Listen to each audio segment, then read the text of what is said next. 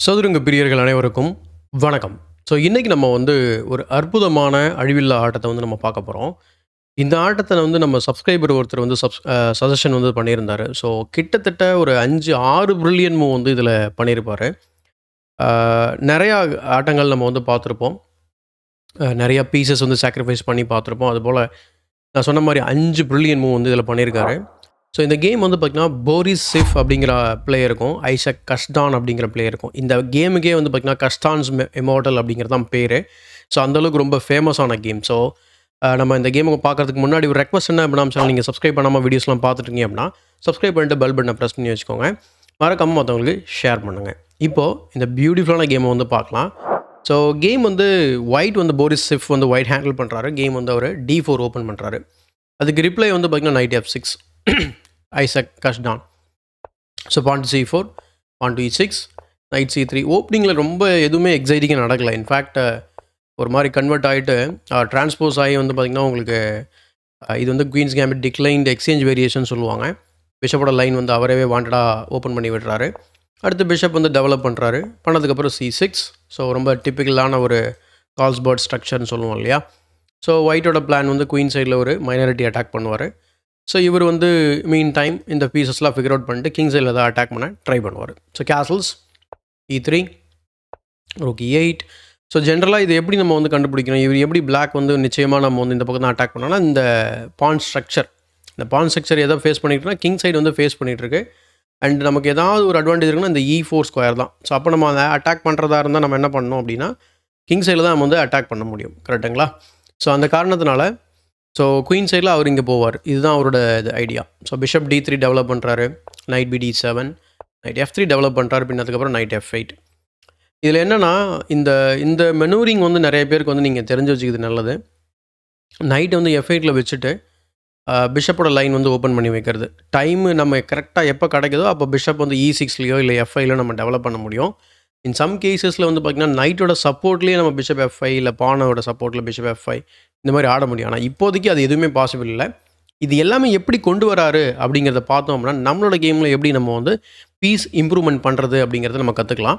So night E5 ரொம்ப centralise பண்ணுறாரு நைட்டை. கேஸ்லிங்கும் பண்ணலாம், பட் அவர் நைட் E5 விளையாடுறாரு. ஸோ இமீடியட்டாக பிஷப் D6 போட்டு நைட்டை வந்து சேலஞ்ச் பண்ணுறதுக்கு தயாராகிறாரு. ஏன்னா இந்த நைட் வந்து பார்த்திங்கன்னா நம்ம ஓட வைக்கிறது அவ்வளோ ஈஸி கிடையாது. ஸோ கேசல் பண்ண உடனே நைட் E6 போகிறாரு. It's not the best move இந்த பொசிஷன். ஏன்னா நைட் G6 தான் பெஸ்ட் மூவ். ஏன்னா நைட்டு E6ல் ஓகே பிஷப் அட்டாக் பண்ணிங்க, பிஷப் பின்னாடி போய்டும். ஆனால் இதே நைட் G6 ஆடும்போது பார்த்திங்கன்னா இங்கே ட்ரிபிள் ப்ரெஷர் வருது. அப்போ வந்து ஒயிட் வந்து ஏதோ ஒன்று பண்ணி ஆகணும். ஒன்று பிஷப்பை கொடுக்கணும், அப்படின்னா நைட்டை வெட்டணும். ஸோ ஆப்வியஸ்லி நைட்டை வெட்டினாங்க அப்படின்னா இந்த மாதிரி ஒரு வேரியேஷன் பார்ப்போம். அதுக்கப்புறம் மேபி பிஷப் G5 போகலாம். அதுக்கப்புறம் நம்ம பிஷப் E6ன்னு சொல்லி டெவலப் பண்ணிவிட்டு கேமை கண்டினியூ பண்ணலாம். இன்ஃபேக்ட் குயின் C7 கூட சில வேலைகளில் நம்ம விளையாட முடியும். அவங்க வெட்டினாங்கன்னா இந்த மாதிரி வெட்டிட்டு கிங் G7 போட்டு H5ல் ரூக்கை ஆக்குபை பண்ணலாம். ஸோ நைட் E6ல் என்ன இஷ்யூ அப்படின்னு கேட்டிங்கன்னா, இந்த பொசிஷனில் ஒரு பிஷப் அழகாக ரீட்ரீட் பண்ணி போயிடுவார். அப்போது என்ன ஆகுது அப்படின்னா, இந்த நைட்டு சென்ட்ரலைஸ் பண்ண நைட்டு நம்ம வந்து சேலஞ்ச் பண்ண முடியாத ஒரு சூழ்நிலை ஏற்படுது. அதுதான் பான் டு G6. ஸோ ஃபஸ்ட்டு இப்போ தான் வந்து இந்த G6 மூவ் வச்சதுக்கப்புறம் தான் வந்து பிளாக்கோட பிளான் என்னன்றது கிளியராக புரியுது. அவரோட பிளான் என்ன அப்படின்னா, நான் ஏற்கனவே மென்ஷன் பண்ண மாதிரி, ஏன்னா இந்த கேமை அனலைஸ் பண்ணதை பார்த்து தான் நான் சொல்கிறேன் ரிவ்யூ பண்ணும்போது. அவரோட பிளான் என்ன அப்படின்னா பிஷப் F5. நாங்கள் G6க்கு எப்படி பிஷப் F5 அப்படிங்கிற மாதிரி நம்ம யோசிக்க தோணும். G6 வச்சதுனால G7ல் நைட்டை ஃபெயின் கடோ பண்ண போகிறாரு. பிஷப்பை ஃபெயின் கடோ பண்ணுறது போய் நைட்டை ஃபெயின் கடோ பண்ணிட்டு பிஷப் F5 வந்து டெவலப் பண்ண போகிறாரு. இந்த பொசிஷனில் இந்த ஐடியாவை கம்ப்ளீட்டாக வந்து ஆக்சுவலாக வந்து ஒயிட் வந்து தடுக்கலாம்.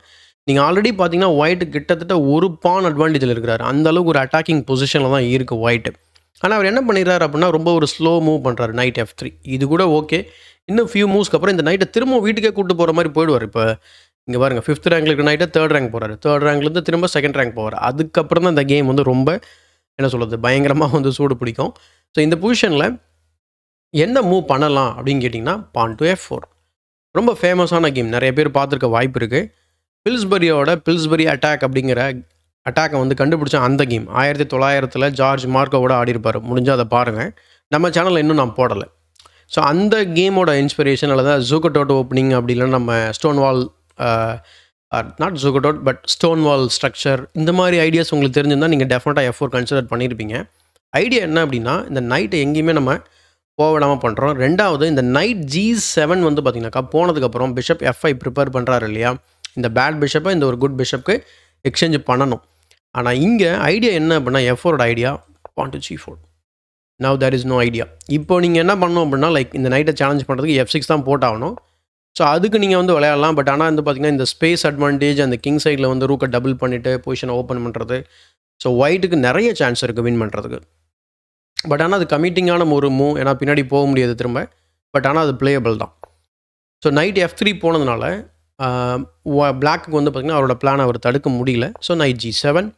அடுத்து பிஷப்பை ட்ரேட் பண்ணுறாரு. குயின் டெவலப் ஆகுது. அண்ட் ரூக் F C1 விளையாடுறாரு. ஸோ ஏன்னா இந்த மாதிரி ஸ்ட்ரக்சரை பொறுத்த வரைக்கும் குயின் சைடில் எக்ஸ்பேண்ட் ஆகிட்டு நம்ம மைனாரிட்டி அட்டாக் பண்ணுறது ரொம்ப ரொம்ப முக்கியமான ரொம்ப நார்மலான ஒரு பிரின்சிபல். கரெக்டுங்களா? ஸோ அதனால் ரூக் F C1 போயிட்டு விளையாடுறாரு. இதை பார்த்தவொடனே அவர் எந்த பிளானும் நம்ம தடுக்கல. Okay, let's go bishop F5. ஃபைனலாக வந்து பீஸை டெவலப் பண்ணி ரூக்கை கனெக்ட் பண்ணிட்டாரு. கனெக்ட் பண்ண உடனே நைட் டு D2 போகிறாரு. ஸோ இங்கே தான் வந்து பார்த்திங்கன்னா கேம் வந்து கொஞ்சமாக அப்படி ஸ்லிப்பாக ஆரம்பிக்குது. என்னென்னா இந்த இடத்துல நம்ம வந்து ஒரு ஓகே ரூக் E7 விளையாடுறாரு. இன்னும் அவர் அட்டாக் ஸ்டார்ட் பண்ணலை பிளாக். ஸோ பாருங்கள், எதுவுமே ப்ரீமெச்சூர்டாக பண்ணல. ஸோ அதுதான் வந்து நம்ம மாஸ்டர்ஸ்லேருந்து கற்றுக்கணும். ஸோ ரூக் E7 பண்ணுறாரு. பான் டு B4. ஏன்னா அவர் தெரியும், ஏன்னா எல்லா பீஸும் அவர் குயின் சைடில் வச்சிருக்காரு. ஆப்வியஸ்லி குயின் சைடு எக்ஸ்பேன்ஷன் நம்ம ஏற்கனவே சொல்லிட்டு இதோட 3 டைம் சொல்கிறேன். ஸோ மைனாரிட்டி அட்டாக் ப்ரிப்பேர் பண்ணுறாரு. ஆனால் ரூக் E8 வந்து டபுள் பண்ணிடுறாரு. இப்போ 2 பொசிஷன்லேயும் வந்து பார்த்திங்கன்னா பீஸோட இம்பாலன்ஸ் எதுவுமே கிடையாது. பீஸில் எந்த ஒரு இம்பாலன்ஸ் கிடையாது. ஆனால் position wise there is an imbalance. நம்ம ஜெர்மி சில்மான் சொல்கிற மாதிரி தான்.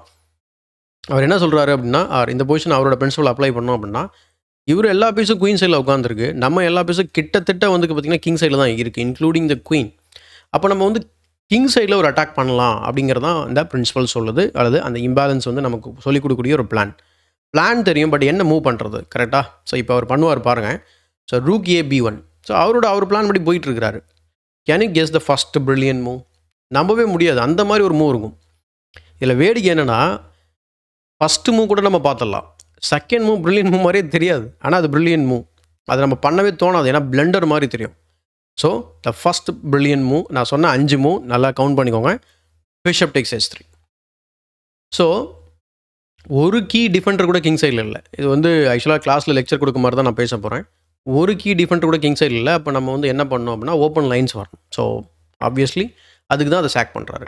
அதை அக்செப்ட் பண்ணிடுறாரு. இன்ஃபேக்ட் அதுதான் பெஸ்ட் மூவ் ஒயிட்டுக்கும். இதனால் லூசிங்லாம் கிடையாது. பட் பொசிஷன் அந்த மாதிரி இருக்குது. Even though black is down a piece, position is equal. ஓகேங்களா? So rook takes E3 second brilliant move. So இதுதான் சொன்னேன், இந்த மூவ் பார்க்குறது ரொம்ப ரொம்ப கஷ்டம். இந்த மூவுக்குமே பிளாக் இந்த சாக் பண்ணதுக்கப்புறம் அதை அக்செப்ட் பண்ணினார் அப்படின்னா உங்களுக்கு ரொம்ப ரொம்ப ஃபாலோ அப் வந்து ரொம்ப ஈஸியாக இருக்கும். குயின் G3 செக் வரும். கிங் F1 போனால் ரூக் இன்ட்டு E3 அடிக்கலாம். இல்லை கிங் H1 போனீங்கன்னா குயின் டேக்ஸ் H3 செக் கொடுக்கலாம். ஸோ இந்த மாதிரி ஃபாலோ அப் அட்டாக்கிங் ஐடியாஸ் நிறையா இருக்குது. நைட்டை அடுத்து குயிக்காக வந்து கொண்டு வரலாம் கேமுக்குள்ளே, குயினை மூவ் பண்ணிவிட்டு. இன்ஃபேக்ட் இதே மாதிரியான ஒரு அட்டாக் தான் நம்ம பார்ப்போம். ஸோ இதை மூவ் பண்ண உடனே அவர் பெஸ்ட்டு டிஃபென்ஸ் கண்டுபிடிக்கிறார். என்னென்னா bishop F1, guarding the light squares, preparing bishop G2, knight F1, இந்த மாதிரி ஐடியா. ஸோ இந்த மாதிரி ஒரு குயினையுமே கேமுக்குள்ளே கொண்டு வர முடியும். ஆனால் அவர் என்ன செய்கிறார் அப்படின்னா, அடுத்த மூவ் இந்த ரூக்கை மூவே பண்ணல. So third brilliant move, night to F5. So இந்த பொசிஷனில் நீங்கள் திரும்பவுமே வந்து இந்த ரூக்கை வந்து வெட்டி பார்க்கறதுனா வெட்டி பார்க்கலாம். ஆனால் அதுதான் வந்து பெஸ்ட் மூவ். ஸோ போரிஸ் சிஃப் வந்து அதை சென்ஸ் பண்ணி அதை கரெக்டாக கேப்சர் பண்ணுறாரு. கேப்சர் பண்ண உடனே குயின் டு G3 செக். இதுதான் ரொம்ப ரொம்ப முக்கியமான move. Queen to G3 check and bishop to G2. நம்ம வந்து கேமை ஃபர்தராக பேசலாம். இந்த மாதிரி அட்டாக் பண்ணும்போது நம்ம எவ்வளோ தான் ஸ்ட்ராங்கான பிளேயராக இருந்தாலும் மனசளவில் நம்ம கொஞ்சம் வீக் ஆகிட்டோம் அப்படின்னா அந்த அட்டாக் கம்ப்ளீட்டாக சக்ஸஸ் ஆகிடும். அது மாதிரி தான் இந்த எல்லா அட்டாக்லையும் நீங்கள் பார்ப்பீங்க. ஸோ பிஷப் G2 அண்ட் இங்கே வந்து பிஷப் G2 காட்டிலும் கிங் H1 ரொம்ப ஸ்ட்ராங்கான மூவாக வந்து கம்ப்யூட்டர் நினைக்குது. ஏன்னா கிங் H1க்கு அப்புறம் நமக்கு பெருசாக கவுண்டர் அட்டாக் வராது. Bishop G2, knight F1. ஓகேங்களா? ஸோ இல்லை நைட்டை சாக் பண்ணிவிட்டு நம்ம ரூக்கை கூட கேமுக்குள்ளே இன்வால்வ் பண்ணிக்கலாம். ஏன்னா எனிவே நம்ம வந்து பீஸ் அப்பில் தான் இருக்கும். ஸோ அந்த மாதிரி. பட் பிஷப் G2ல என்ன ஐடியா வருது அப்படின்னா குயின் டேக்ஸ் E3 செக்கோட வருது. இது ஒன்றும் பிரச்சனை இல்லையேங்க அப்படிங்கிற மாதிரி தோணும். King F1, knight G3 mate. இதில் என்ன பிரச்சனை அப்படின்னா கிங் வந்து பார்த்திங்கன்னா அவர் H1ல் வைக்கிறாரு. அதனால் நைட்டுக்கு இந்த செக்கிங் ஸ்கொயர் கிடைக்குது.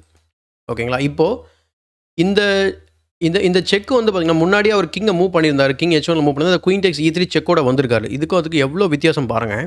இப்போ செக்கு இங்கே போக முடியல பாருங்கள். அதுதான் பெரிய வித்தியாசம். அண்ட் இங்கே வந்ததுக்கப்புறம் டிஸ்கவரி செட்டப் பண்ணுறாரு. செட்டப் பண்ண உடனே அவர் என்ன பண்ணுறாரு, நைட்டை வந்து F3 கொண்டு வராரு. ஓகேங்களா? கேமை பற்றி ஃபர்தராக பேசுவோம். இங்கே நிறைய பேருக்கு தோணக்கூடிய ஒரு ரொம்ப சிம்பிளான ரூக் ஈவன். ரூக் ஈவன்னா ஆக்சுவலாக மேட் இன் 4 இருக்குது. நீங்கள் வீடியோ பாஸ் பண்ணி ட்ரை பண்ணி பார்க்கலாம். Starting with this move night to G4 செக்கு. இந்த ஃபைலை ஓப்பன் பண்ணுறதுக்காக தான் இந்த செக்கு. அண்ட் இந்த பொசிஷனில் நீங்கள் கிங்கை இங்கே மூவ் பண்ணிங்க அப்படின்னா queen F2 simple check mat. கரெக்டாக? ஸோ அதனால் வெட்டி தான் ஆகணும். வெட்டினதுக்கப்புறம் இந்த மாதிரி ஒரு அனஸ்தாசியாஸ் மேட் மாதிரியான ஒரு பேட்டர்ன் க்ரியேட் பண்ணி குயினை வச்சு நம்ம செக்மேட் பண்ணிடலாம். அதனால தான் ரூக் E1 விளையாடல. இதை தவிர்த்து நிறைய டிஃபென்சிவ் மூவ்ஸ் இருக்குது. நைட் DE4 பீஸை கொடுத்துட்டு விளையாடு அப்படின்றது தான். ஸோ இதுவுமே வந்து பார்த்திங்கன்னா black is better slightly. And இன்னொரு கொடுத்துட்டு விளையாடுற மூவ் வந்து நைட் டு F1. ஸோ இது எல்லாமே வந்து பார்த்திங்கன்னா சேவிங் மூவ். நைட்டு இங்கே DE4 வச்சதும் இல்லை நைட் F1 வச்சதும் சேவிங் மூவ். ஓகேங்களா? ஸோ அதுக்கப்புறம் ரூக்கை மூவ் பண்ணதுக்கப்புறம் knight C4 and then maybe we can even win one more pawn. Or நைட்டை உள்ள கேமுக்குள்ளே கொண்டு வரலாம். அடுத்து ரூக்கை E3க்கு கொண்டு வரலாம். ஸோ இந்த மாதிரி ஐடியாஸ், அட்டாக்கிங் ஐடியாஸ் தொடர்ந்து இருக்குது. ஆனால் அவர் என்ன பண்ணுறாரு அப்படின்னா நைட் F3 விளையாடுறாரு. Can you guess the third brilliant move of the game? Can you guess it? Yes, rook to E2. என்னங்க இது ஒன்றும் புரியலையே. நைட் இருக்குது, அங்கேயே போய் வைக்கிறாரு. மரகிற கண்டு போச்சா அப்படிங்கிற மாதிரி இருக்கும். ஆனால் அது ரொம்ப சிம்பிளான ஒரு டாக்டிக்கல் பேட்டர்ன் அங்கே பார்த்துருக்கிறாரு. என்னென்னா வெட்டும்போது டிஸ்கவர் அட்டாக்கோட வருது. இங்கே நம்ம வந்து ரூக்கை வெட்டதுனால வெட்டலாம். இதில் வேடிக்கை என்ன அப்படின்னா, இது ஏன் ரொம்ப முக்கியமான ஒரு மூவ் அப்படின்னா, இது வெட்டினதுக்கப்புறம் பாருங்களேன், இவர்கிட்ட 3 பீஸ் தான் இருக்குது. ஸோ அவ்வளோ மெட்டீரியல் டிஃப்ரென்ஸோடு ஆடிட்டுருக்கிறாரு. ஓகேங்களா? ஸோ நைட் டேக்ஸ் E2 செக்கு. கிங் H1 போனதுக்கப்புறம் ஃபைனலாக அந்த நைட்டை கேமுக்குள்ளே கொண்டு வராரு. இப்போ கிங்குக்கு கிட்டத்தட்ட எஸ்கேப் ஸ்கொயரே இல்லை. நைட் G3 செக்கை ஸ்டாப் பண்ணவே முடியாது. ஸோ ஃபைனலாக அவர் குயின் டு D2 போட்டு குயின் ட்ரேட் பண்ணலாமா கேட்குறாரு. அண்ட் இந்த பொசிஷனில் ஒரு பியூட்டிஃபுல்லான சீக்வன்ஸ் இருக்குங்க. இதை நம்ம ஷார்ட்ஸ்லையும் போடுவோம். So queen to D2 is a blunder. Can you checkmate white in next 4 moves? இந்த கேம் வந்து இந்த சாக்ரிஃபைஸை காட்டிலும் இந்த ஃபினிஷிங் தான். இந்த ஃபினிஷிங்காக தான் இந்த கேமை நம்ம வந்து பார்க்குறோம். அவ்வளோ ஒரு அற்புதமான ஒரு பியூட்டிஃபுல்லான ஒரு ஃபினிஷிங் வந்து இங்கே பண்ணியிருக்கிறாரு. So starting with this move knight G3 check. So இந்த ஸ்கொயர் இங்கே நைட் கவர் பண்ணிகிட்ருக்கு. போஸ்டாக டிஸ்கவர் அட்டாக்குள்ளே வரணும். Then knight F1 double check. King H1, queen H2. Final queen sacrifice are the final brilliant move of the game. And knight takes H2 and then knight FG3 checkmate. கிட்டத்தட்ட இது வந்து ஒரு ஸ்மதர்ட் செக்மேட்னு சொல்லலாம், அல்லது செமி ஸ்மதர்ட் செக்மேட் சொல்லலாம். ஏன்னா இந்த square அவரோட பீஸ் பிளாக் பண்ணல, ரேதர் நம்ம கண்ட்ரோல் பண்ணிகிட்டு இருக்கோம். அதனால் இதுக்கு செமி ஸ்மதர்ட் செக்மேட்னு நம்ம சொல்லலாம். ஸோ எப்படி இருந்தது கேம்? பியூட்டிஃபுல்லாக இருந்ததா? ஸோ இந்த மாதிரி பியூட்டிஃபுல்லான கேம் நீங்கள் வந்து பார்த்ததே இல்லை. இப்போ தான் நீங்கள் புதுசாக பார்க்குறீங்க அப்படின்னா இந்த மாதிரி 50-60 கேம் மேலே நான் வந்து பண்ணியிருக்கேன். 100 கேமுக்கு மேலே இருக்கும். ஆக்சுவலாக டாரோட கேம்ஸ்லாம் சேர்த்தா இது மாதிரி தான் இருக்கும் கிட்டத்தட்ட. ஸோ நீங்கள் பாருங்கள், இம்மோர்டல் கேம் அப்படிங்கிற பிளேலிஸ்ட்டில் பாருங்கள். மற்ற கேம்ஸ் பார்த்து என்ஜாய் பண்ணுங்கள். ரெண்டாவது, இது மாதிரி கேம்ஸ் வேறு ஏதாவது நம்ம சேனலில் வந்து போடாமல் இருந்தால் தயவு செஞ்சு கமெண்ட்டில் போடுங்க. ஏன்னா இந்த கேமை சஜஷன் பண்ணதே நம்ம சப்ஸ்கிரைபர் தான். ஸோ பியூட்டிஃபுல்லான game. Thanks for your suggestion. So சேனலில் சப்ஸ்கிரைப் பண்ணல அப்படின்னா சப்ஸ்கிரைப் பண்ணி வச்சுக்கோங்க. லைக் பண்ணலாம், லைக் போடுங்க. மறக்காமல் ஷேர் பண்ணுங்கள். உங்களோட செஸ் ஃப்ரெண்ட்ஸோட ஷேர் பண்ணி டிஸ்கஷன் பண்ணுங்கள் இந்த கேமை பற்றி. ஸோ இதே போல் ஒரு பயனுள்ள வீடியோவுடன் உங்களை சந்திக்கும் வரை உங்களிடமிருந்து விடைபெறுவது உங்கள் சதுரங்க சாணக்கியன்.